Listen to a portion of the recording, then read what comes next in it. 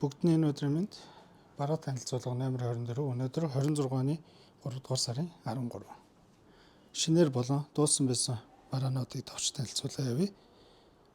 Энэ вайрал болж байгаа бүтээгдэхүүн бол Nginx-ийн AX360M гэх iOS үйлдвэрлэлийн систем дээр ашиглах боломжтой холбогч байна. Дараагаар нь бас нэг бестселлер Attack Gear-ийн iOS Dragonfly iOS гэх өндөр нуруутай загвар шүү. Энийг бол нэлээд үйлчлүүлэгч нар маань авсан. X68 синстэй ширээний суурь бас ирсэн байна. Цаашлаад Hikate-ийн сүүлийн хэрэглэгч нар дунд маш өндөр үнэлгээтэй байгаа G-Top Max гэх загвар. Сүүлийн бүхий л үзүүлэлтүүдийг өөртөө шингээсэн THX, HyRX, HiRes одоо юу гэдэг юм Bluetooth нүүрсэл бүр 6.0 гээд LHDC 5.0 certified ажиллах цаг нь энэ чинь 120 цаг. Яг ямар холболтоор нь ашиглахаас хамаарат энэ донглоор 2.4 Гц болон C донглоор ашиглан давхар Bluetooth дээр явчихна. Хоёр төрлийн өнгөрсөн. Энд нэг шинэ бүтээгдэхүүн байгаа. Attack Shark-ийн R82HE гэх magnetic switchтэй 60% та keyboard байна. 60 илүү 75 төлөө. Энэ өнгө надад маш их таалагдсан. Ягаан болон цагаан гэсэн хоёр өнгийг авчирсан. Өсгөнүүдний доор харагддаг юм байна. Энэний асалт масалт бол янз юм баха тий. Нэгээр үзүүлэлт нь харагдчих. Дээдсгэр болохоор Mac Windows гэдэг даралтуудынхаа функцийг нь бас өөр дээр өөрчилдөг юм байна лээ. Дараагийнх нь Ajax-ийн Codex гэдэг энийг задлж үзье. Мэрсэр хажуугаар нь шин бүтээгдэхүүнүүд ингээд ганц нэгээр нь авчираад Tesla туршаад байгаа. Энэ дээдсгэрээ гэр ластик байж магадгүй. Төрөний Attack Shark-тай нэлээд төстэй юм байна. Гэтэ switch нь өөрөө энэ ямар switchтэй юм болоо? Ийм улаан switchтэй юм байна.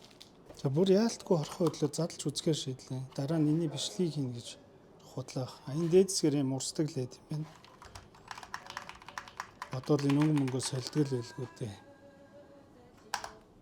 Attack Shark-ыг нас залгачихлаа.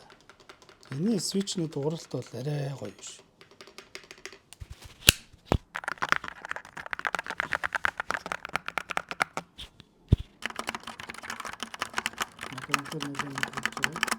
Гэр нэлээд сайн мэдгэж байгааз ийм хоёр keyboard байна.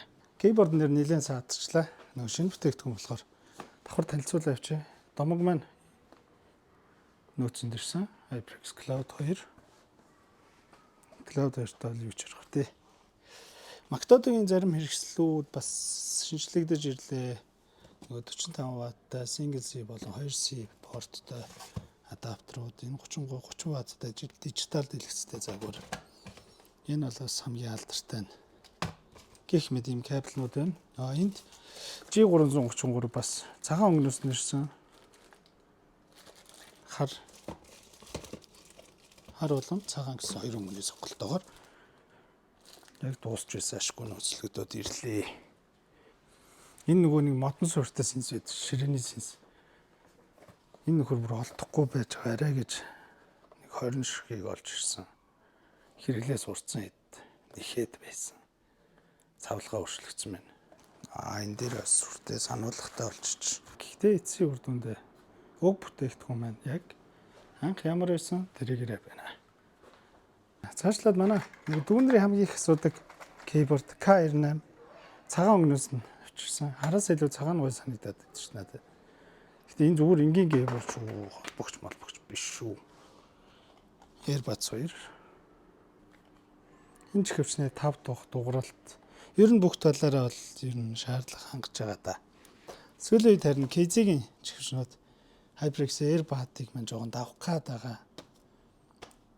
Ганц дутагдлаад бол мик нь арай жоохон HyperX-ийг бодоход гүйцэхгүй байж магадгүй. PRX болон ZSR Pro 2 гэх өөр дээрээ тюнинг хийдэг иймэрхүү загварууд. Өөрөө 3.5 залгууртай миктэй байдаг шүү. Тэрнээс гадна ийм олон өөр сонголтууд байгаа шүү бас. Hikate Bluetooth GT4 Pro Bluetooth загвар маань 45 ms-ийн latencyтэй. Энэ нөхрийг бол сүүлээд манахаас нэлээд авсан. Энэний энгийн загвар нь бас байдаг. GM3 Ultra гэдэг бас нөгөө танилцуулганд орж ирсэн тийм ээ. Тэгээ Bluetooth чихвчин дээр 100 хоцрохгүй үстэй гэж асуудаг. Тэр бол үгүй. Би бол яг бодит байдлаар нь л хэлдэг. Bluetooth чихвч дотроо хамгийн сүүлийн технологитой хамгийн бага latency delay буюу хоцрогдолтой загварлал гэж явж байгаа. Cloud 3 S wireless. Энэний цагаан саарл шинэ өнгийг нь авчирсан. S wireless гэсэн тий Bluetooth-ээр давхар холбогддог. Ингийн wireless ч гэсэн ирнэ, ганц байгаа дууссан. 5 Pro. Манайд нөгөө FlyDigi-ийн B8X бас ирсэн. B8X дэх хитрхи FlyDigi-д хитрхи дассан байт тийм үү яа тийм. Яг үнийг хэлэхэд Black Shark болон Red Magic-ийн хүргүүрүүд бол хэрэглээ хүргэх чадамжаараа бол яалтчгүй арай л next level болоод байгаа шүү. Олон хүний асуусан X41 бичлэг орсон чинь над дээр байсан нөөц аяг маш хурдан дууссан. Тийм болохоор дахиад нэг 5 ширхэг болчихлээ. Нэх олон олдохгүй лээ.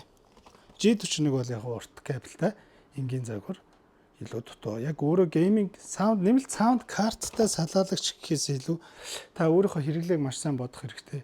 Таны өөрийн чихвч яг гейминг дууралттай одоо байгаа дууралтанд тань шаардлага хангадаг бол нэмэлтээр саунд карт залгах ер нь бол нэг онцгой шаардлага байхгүй. Хамгийн гол нь энэ маань өөрөө зүгээр энгийн чихвчний дууралтыг илүү сайжруулж өгөх функцтэй шүү. Тэгж тайлбарлахгүй бол саунд картаа бол утга учиргүй амар сонсно гэж худлаа. Тэгэхээр энгийн чихвчтэй, геймер чихвчтэй хүмүүст бол энэ бас B8X ирсэн тий. Хачаас энэ маус ирсэн. Ямар загвар нь байлаа. Өөр дээр нэг судалтай бас танилцуулганд орж ирсэн. T502 гэж. Энэс 2 өнгөрсөн. За энийгээр Belkin хар өнгнөөс нь орж ирсэн. Энэ нөхөр бүр яалтчгүй одоо энд энэ цөөн үтгэн байгаа эдийг нь чадан ядаа олж ирж байгаа. B3 асуугаад байсэд маань яаралтай холбогдоорой. Над дээр бол эдгээр бараанууд тийм амар ихээр ирдгүү. 50-100-аар ирдгүү. Ихтэй л 10 ширхэг, дунджаар нэг 5 ширхэг. Одоо энэ удаад бол 5 ширхэг л ирсэн байна. B3-ыг танилцуулсан шүү дээ, тий. Энэ Piva-гийн хуравч байна. Энэ нөгөө Hikate-ийн нэвт харагддаг. Даралтынхаа чимийг өөрчилдөг кейборд. Ингээд гэлгэрэн жоохон царай муутай л. Яг задлаад харсан ч үнэхээр гоё маус л шүү. Би сая кейборд гэсэн үү. G3M Pro гэх. Үнэхээр гоё маус байсан шүү. За G6 бол хууччлын томог шүү дээ, тий. Энэ өөр дээр ингээд шүршдэг энэ даралтан дээр. Нилээн бандгаар жоохон болох. Яг үнийг хэлээд. Гэтэ хэрэглээд тасцсан үндэ бол гоё. Бас нэг B3-та цуг танилцуулганд орсон TH12 гэдэг хөргөр 2хан ширхэг ирсэн байна. Энэ бол жижиг утастай хүнд бол жоохон тохиромжгүй шүү. Pro Max эсвэл өөр том утасанд барьдаг хүнд нэлээд тохиромжтой. Өөрийнх нь 45 үйлдвэрийн 45 ваттын адаптертай нэг хосгорон цаар шүү. Энийг салгахгүй авсан хүндээ ч гэсэн амар байдیں۔ Нэг гоё зүйлээ мартах чинь энэ нөгөө соронзон сүртэй ширээний хөргүүд хос синстэй болон нэг сүртэй гэдэг нэг ширхэг ирсэн. Энд нэгийг угсарсан байгаа. Энэ нь болохоор M4-5 дээр ашиглах боломжтой загвар нь шүү. Эднэр нь болохоор 18-аас 22 оны 12.9 инчтэй iPad-ууд дээр. За нэг иймэрхүү бараанууд ирлээ. Тэгэхээр маус паднууд бас янз бүрээр ирсэн. Ийм уртлаараа эсвэл ийм томоороо. Эднэр бол яг үе хям давтар загвартай орно. Арай гоё нэг гэвэл тэр чэри. За үргэлж хамт байдаг та бүхэнд баярлалаа. Манай дэлгүүр хуваарийн дагуу хэвийн ажиллаж байгаа. Та барааныхаа сонголтыг зөв хийгээрэй. Зарагдсан барааг солихгүй буцаах.